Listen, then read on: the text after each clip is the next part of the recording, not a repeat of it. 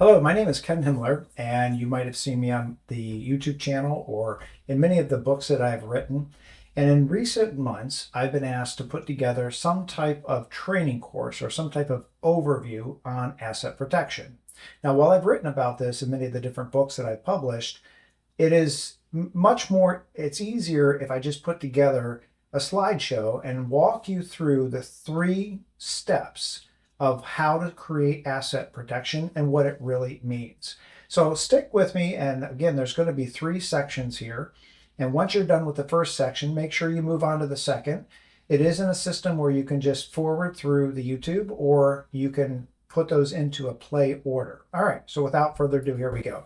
So let's talk about what is asset protection, because what most people think asset protection is just insurance, right? Oh, I'm going to protect this asset by buying insurance. Well, it's a valid way to do it, but you have to first understand, how does the lawsuit or asset loss world work? Well, we'll start off with just our country as a whole.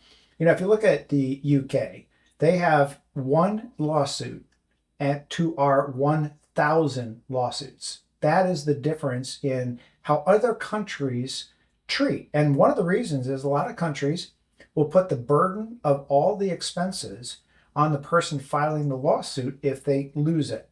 Here, you could have a lawyer and they're on contingency, so you don't pay them anything, but they just line up the cases and see which ones settle.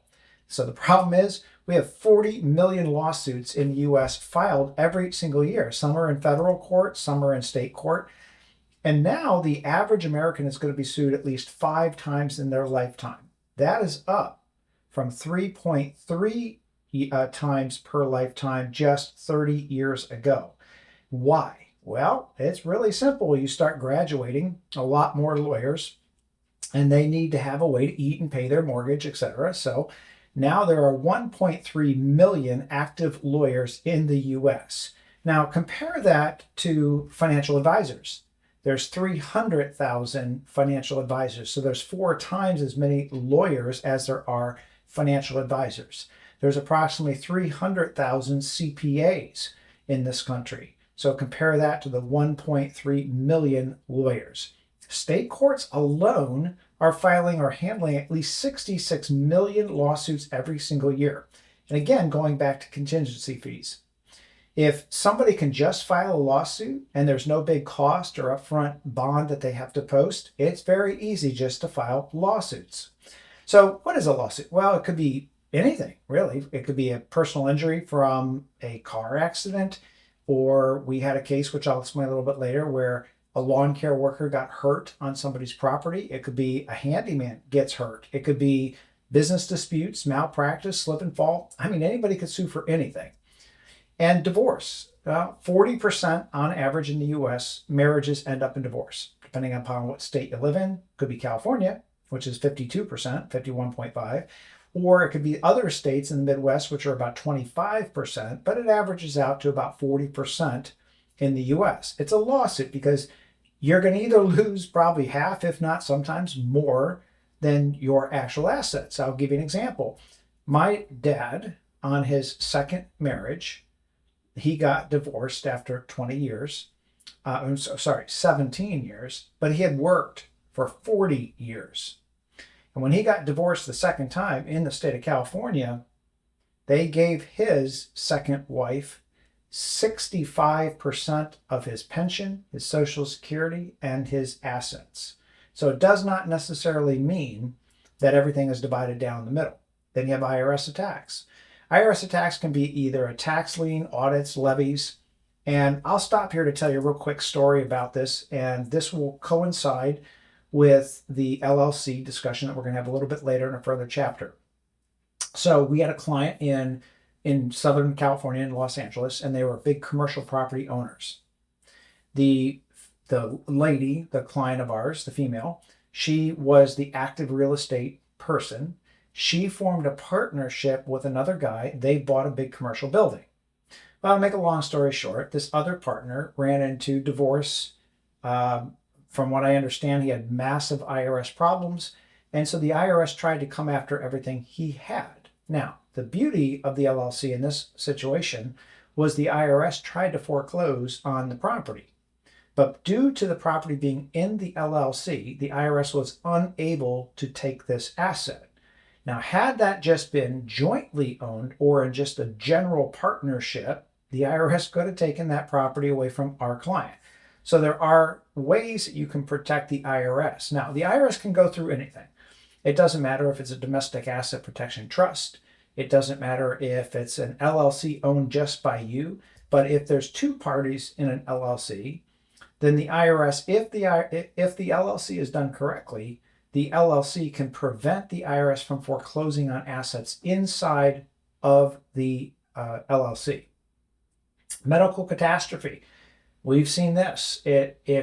People sometimes will say, but I'm on Medicare. Well, let me explain Medicare. If you have never heard of what they call the cancer boards, these are boards of people that may or may not approve a large expenditure through Medicare. And sometimes what they do is a cost analysis. Well, look, if the guy's going to be around for 3 more years, but we spend $1 million, he'll be dead in 3 years, so why spend the money? So what we find now is because Medicare is so limited in what they do pay for, and they don't pay for anything out of country, they don't pay for any kind of exploratory or trials that aren't approved by the FDA, and even those, they're not all approved. So we find a lot of clients are going to other countries, but maybe you don't want to go to another country and you go for a big surgery and Medicare denies it. Now you've got a couple $1 million claim. Or you could get the situation under the government, the Obamacare, where your insurance only covers you in that state, which is how it works if you've purchased through the marketplace. That means that if you're a Florida resident and you're on vacation in Michigan and you have a medical catastrophe with $1 million claim, your insurance most likely is not going to cover it. Most of those premium style medical plans are somewhere between $1,500 to $2,500 a month in premiums that will cover you for just about everything, everywhere you go. So most people don't up that, but then they don't cover the asset protection side.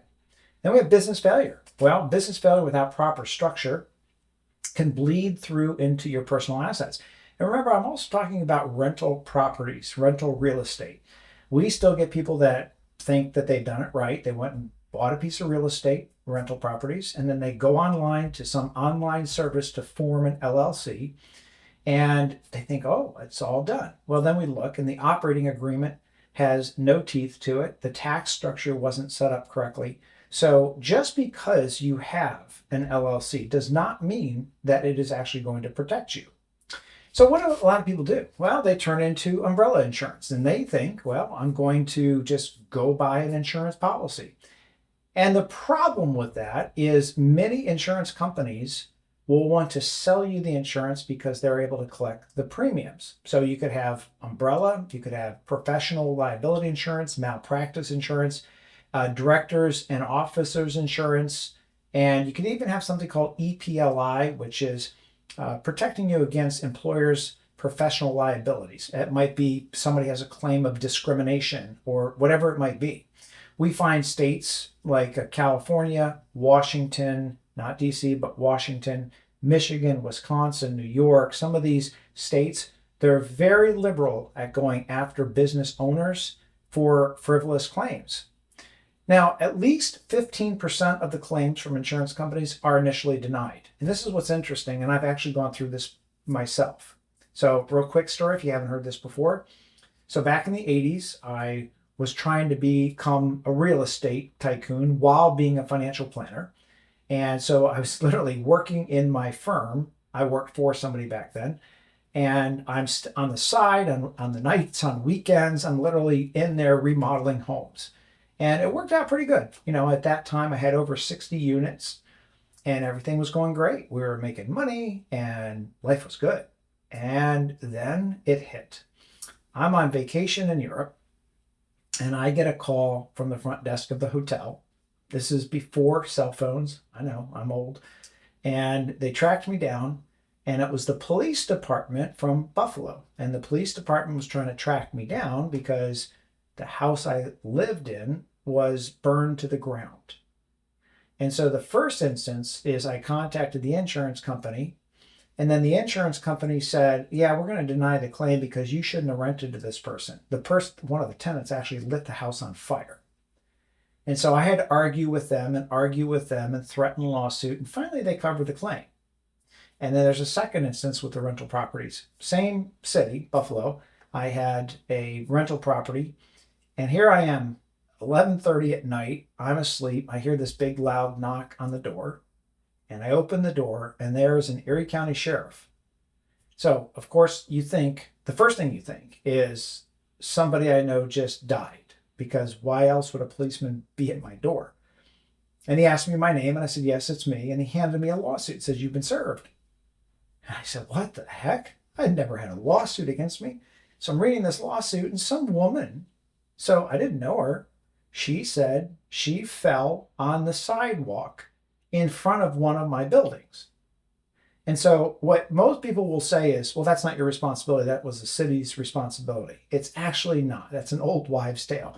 Anything where people can cross ingress or egress across your property, you have the responsibility of keeping it safe and free of dangers and debris. Okay. So I, of course, look at this back in the mid 80s. I'm being sued for $3 million. At that time, that was worth more than my entire real estate portfolio. And so I said, oh, I didn't sleep, and you don't sleep because you think everything's going to be lost. And so now I'm calling lawyers, trying to hire lawyers. I'm talking to, the insurance company. At that time, the insurance company came back to me and said, your claim is denied. Any coverage, any support for your claim is completely denied. Of course, you lose your mind a little bit. You don't sleep very well. The stress is just unbelievable because you think that the insurance company is there to back you up, but they're not. They're beholden to their stockholders and the owners of the insurance company more than the policy owners. That's been my experience. And so, make a long story short, I had to hire a lawyer to sue the insurance company. And here's what this insurance company rep told me. And I said, well, here's the claim. And they had a copy of the claim. And I said, look, this doesn't make any sense. Why would you not cover this? I clearly have insurance. So he, in his persnickety, sarcastic way, said, well, and I don't remember the exact page numbers. Well, turn to page 34, subsection 444. And in size, 5 font that you need a magnifying glass, it clearly says you as the landlord are responsible for keeping any dangers, debris, or any kind of hazards that could cause harm. I said, well, what does that mean? He goes, well, you should have cleared the sidewalk. I said, but I did. I have somebody that clears it every morning at 6 a.m. And I said, she said she fell at 11:30 because there was ice on the sidewalk. And this insurance company rep said, yeah, that's why you're not covered. I said, well, wait a minute. What do you expect me to do? Hire somebody 24/7 to keep it clean? He goes, if that's what you need to do, but you can't have any ice at any time on that sidewalk. So there's your first warning. Don't plan on insurance being your save bacon all the time. And you can look at the class action lawsuits. They're all over the place because people get frustrated with it. State Farm, $1.18 billion jury settlement for installing inferior parts in cars. They're trying to save money. Allstate, $70 million for using biased medical reviewers to deny claims. You got Cigna used AI to reject 300,000 claims in 2 months. So they're programming the AI to say, tell me what it is, yet denied.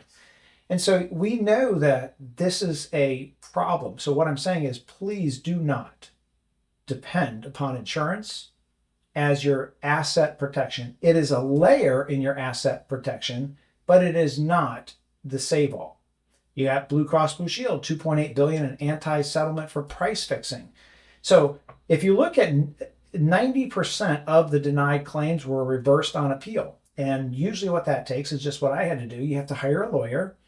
You have to sue or threaten of suit. And then you got the expense for the lawyer, which you never get back, which is funny. I'll go back to that story again.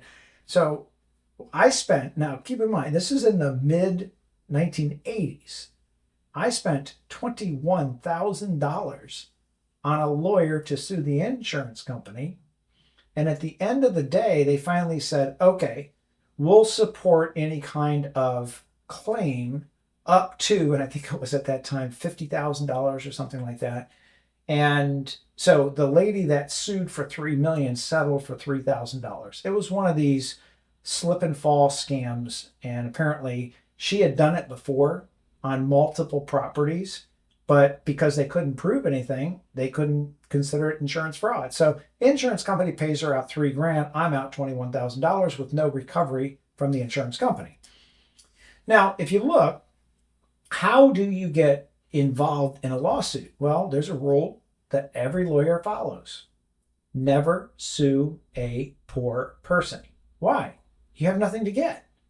You only sue somebody if they can get it. And what attorneys do is either in-house or they have private investigators. The minute that they think that they have a claim, doesn't even mean that it has to be a true claim. Just means they think that they can leverage a settlement.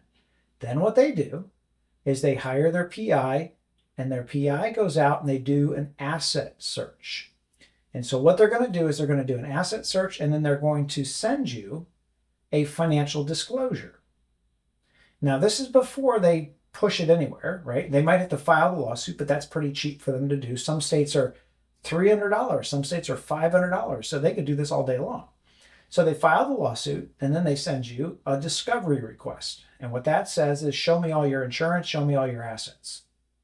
So there's two parts on that discovery that are the dangers. Number one is free to get assets. These are assets that are unprotected, which we'll talk about in a minute. Second issue is the insurance. See, what a lot of insurance agents won't tell you is the bigger the insurance you get, the more embroiled you're going to get in a lawsuit. Why? Because lawyers love to just settle. It's a bigger target. They don't have to usually take it to trial, and it's easy pickings for them. And they would much rather settle than go to a trial. Statistics are that about 96 to 97% of all lawsuits are settled and don't go to court. And the insurance companies, they're incentivized to settle quickly to minimize the legal costs. Your interest comes second. Now keep in mind, when you have an insurance policy, you also have made a promise that you give the insurance company all the rights to settle it on your behalf without your opinion, voice, or word. Now, what does that mean? Well, that means even if you're not guilty of whatever the tort is, and the insurance company settles it, now you're blacklisted for life. And they're going to immediately cancel you. And then you go to try to get another insurance policy, and you can't because you have this giant settlement on your record, on your insurance record.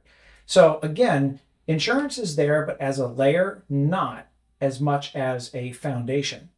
And again, we have found, at least in our practice, that people that have large insurance policies get sued more often. I'm going to give you another little story. Now, this goes way back. This goes back to, I want to say, the early 90s, and I was practicing in Sarasota, Florida. And for some odd reason, I started attracting all of these architects, all the way from Orlando down to Miami. And the architects, I was putting together their tax plans, their assets protection plans. And what I learned is there were a couple big law firms. These law firms were going after architects because of something that they didn't do within the code on condominiums. And again, I don't remember exactly what it was, but this one law firm was searching out and they said, hey, look at what we can sue all these architects on. And so out of the group of the architects that I had a couple that refused to get any E&O insurance. They just said, I'm not doing it. Then we had some that they were fearful, so they got giant E&O policies. It was so interesting to watch because this one law firm did the same thing. They sued them all. They sent out their discoveries. The ones that had no assets to get and no insurance, they didn't do anything. They didn't go any further. The other ones that had assets to get and that had insurance policies to get, they ran them for a couple years through the gauntlet. I don't know about you. I mean, life is just too valuable to spend years under that kind of stress and under that kind of distraction I mean, it's not just what you might pay or what you lose in time. Think of the productivity and the loss in time with family and everything else. So again, having giant insurance policies, it's not the answer. It's a layer, it's a supportive layer in a total plan. Now, true asset protection includes both insurance and legal structuring to move assets past the ability for creditors. Creditors, again, could be the IRS, could be medical societies or medical places.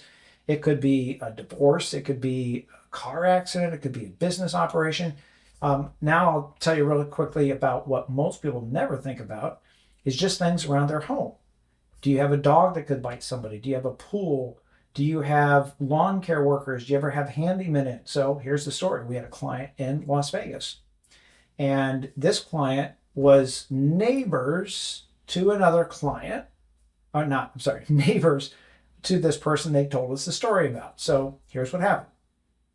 A lawn care worker cut off the back of his foot. He slipped, fell underneath the mower. I know it's horrible, gross, sorry. And what ended up happening was he lost his foot. So he tried to go to workers' comp. His boss, the lawn care company owner, let the workers' comp lapse, meaning there was no coverage. So they defaulted to suing the homeowner. And the homeowner in Las Vegas, at least at that time, Nevada, was about a $600,000 homestead exemption.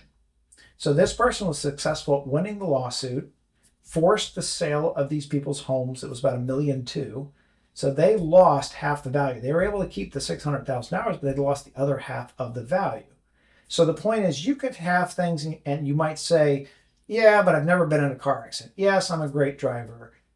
Yes, I'm retired. I have no more business liability. There are things that just are part of life that if we don't address them, it's like the ostrich that sits on the railroad tracks and he sees the train coming. So he sticks his head in the sand thinking that if he just hides from the train, it won't hurt him. But if he's in the middle of the railroad tracks, the train is still coming. And so what I'm saying is, just because you haven't been sued yet does not mean it's not going to happen. So here's the real asset protection methods. Number one, homestead exemptions. It depends on what state you live in. We're going to cover that in a minute. Retirement account protection and preservation. And this includes 401ks, pension plans, IRAs, and Roths. Yes, it can include something like a Simple or a Keogh or a Unikay too.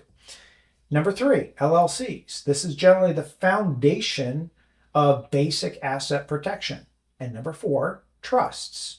These are things like DAPTs, which is a domestic asset protection trust, or even offshore trusts. Now, I get this question all the time because there's advertisements everywhere.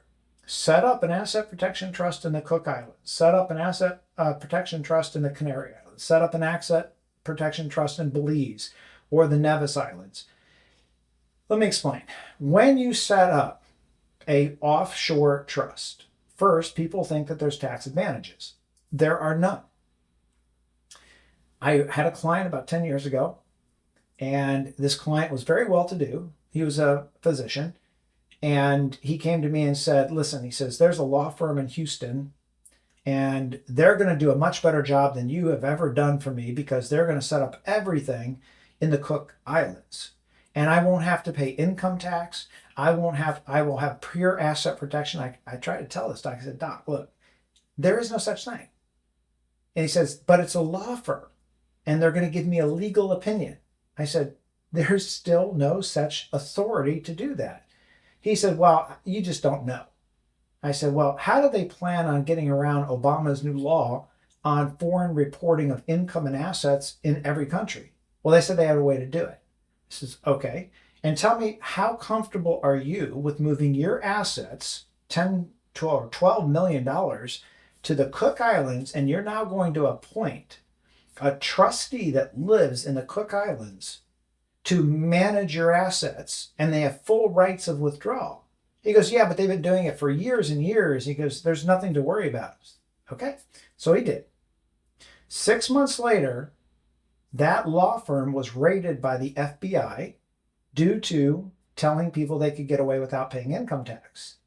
So just because somebody says it's legal does not mean it really is. It's cheap and easy to say it, but we have to look at the basics. Okay, so while foreign trusts and offshore trusts have their use in certain situations, in most situations, you don't want to do that. In another story, if you look up oh gosh, now I'm going to forget the name of the islands, but it's a very favorite, it'll come to me in just a second.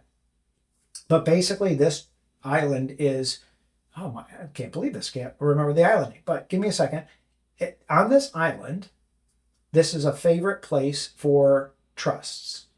And there was about $400 million that was in one bank. And the trustee of that bank figured out how to hide that money. He left. He's never been found. He got all the money. And all those people that trusted this foreign bank trustee are out the money. He's not even under process. They can't find him. So the problem is you're trusting somebody in a completely different country to not steal your money. I don't know about you. I'm not okay with that. Okay, so homestead exemption. Let's jump into that.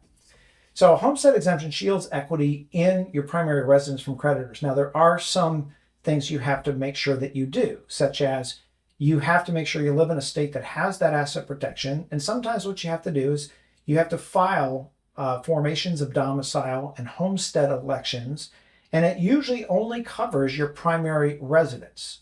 So if there's exceptions, typically include the mortgages, tax liens, mechanics liens, child support.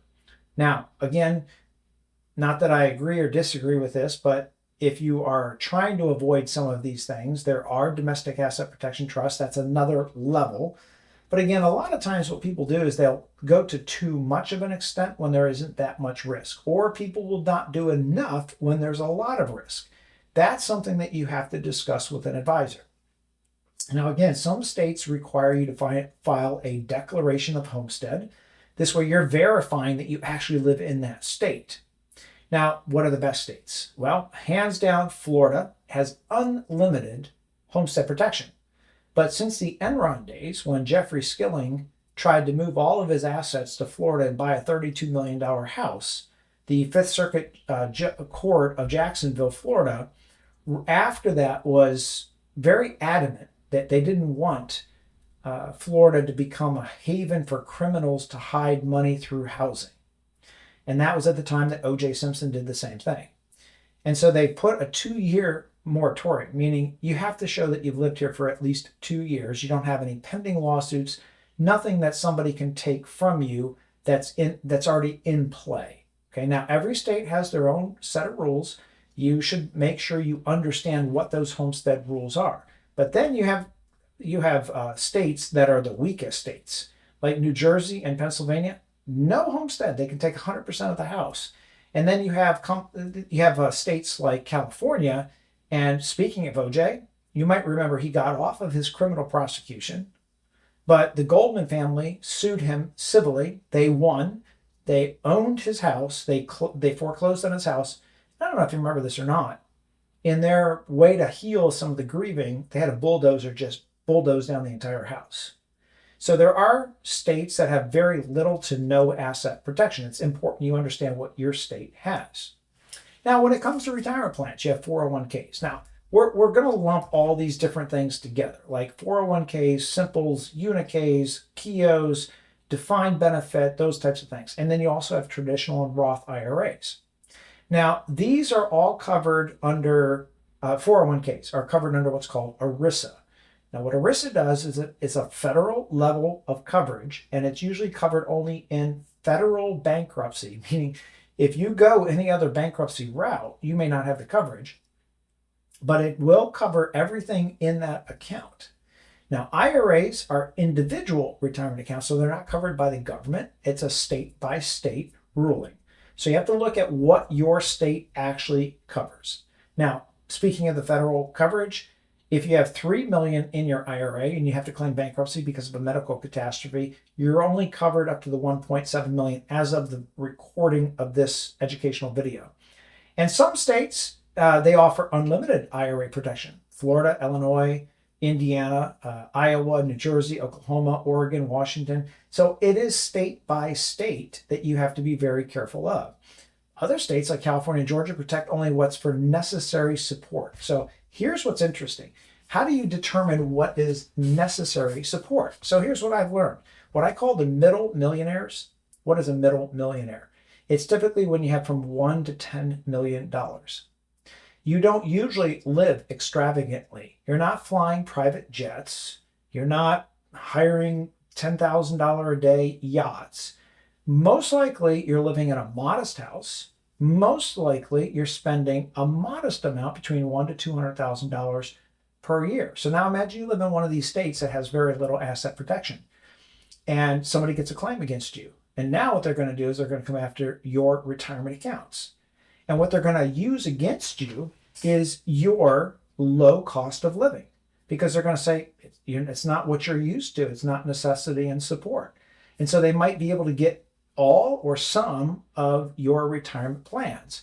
So this is where being a good steward of your money and not overspending hurts you, right?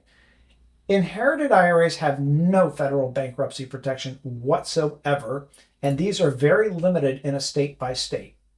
Now, one of the problems people have is they'll say, well, my annuity is asset protection. It's asset protected. Again, that's state by state. Or my IRA is asset protected.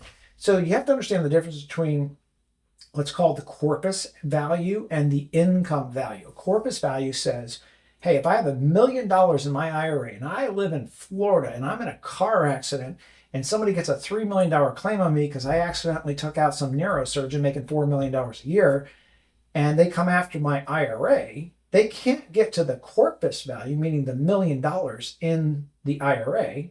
But guess what happens? At age 73, I'm required to take out mandatory distributions.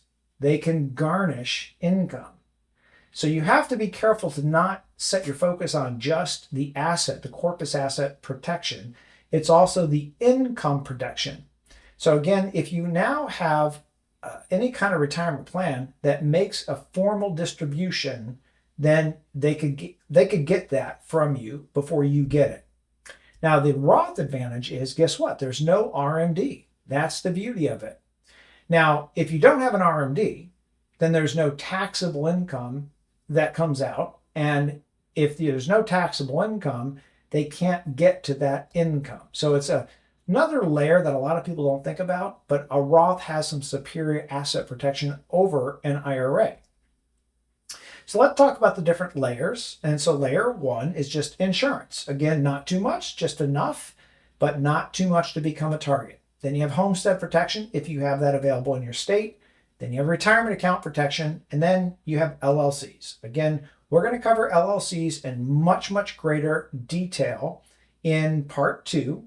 And before we get to that, we'll also cover a little bit on DAPTs. Now, depending on what state you live in, they might call it a NAPT, right? And you live in Utah, they call it a UDAP, a Utah Domestic Asset Protection Trust. If you live in Nevada, they call it a NAPT, a Nevada Asset Protection Trust. They're all under the same umbrella of Domestic Asset Protection Trust, or what's called a self-settled trust.